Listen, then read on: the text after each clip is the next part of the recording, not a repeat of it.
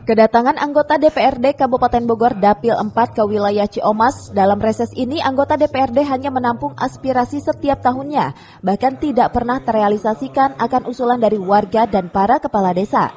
Kepala desa sekecamatan Ciomas dan satu kelurahan antusias hadir dalam reses anggota DPRD ini. Dari hasil musrenbang desa maupun tingkat kecamatan, banyak program desa yang tidak dapat direalisasikan oleh Pemkab Bogor, padahal ini sangat penting. Namun setelah menyampaikan aspirasi dan keluhan terhadap wakil rakyat, tidak ada satupun usulan dan dorongan anggota DPRD yang menjadi kenyataan. Bahkan dinilai oleh Ketua Paguyuban Kades Jaja Gojali, anggota DPRD ini hanya ada butuhnya saja saat pileg.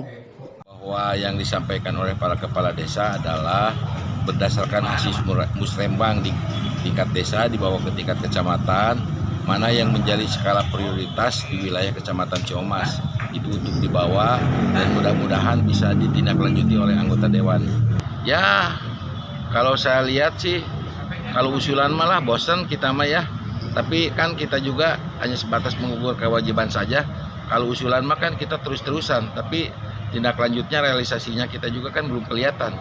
Apakah memang karena di Kecamatan Ciomas tidak mempunyai anggota dewan sehingga tidak ada terwakili oleh dewan?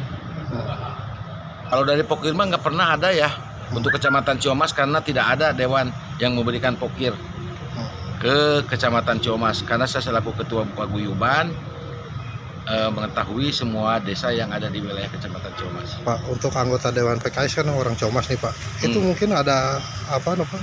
Alhamdulillah, syukur alhamdulillah. Silaturahmi juga belum pernah ketemu. Ya. Semenjak menjabat ya Pak? Ya, semenjak menjabat. Untuk semua dewan ya. Untuk semua dewan saya tidak hanya satu saja. Jadi mereka mungkin nanti butuhnya pada saat dia punya niat kembali. Mungkin barangkali ya. Karena selama ini memang itu kenyataannya.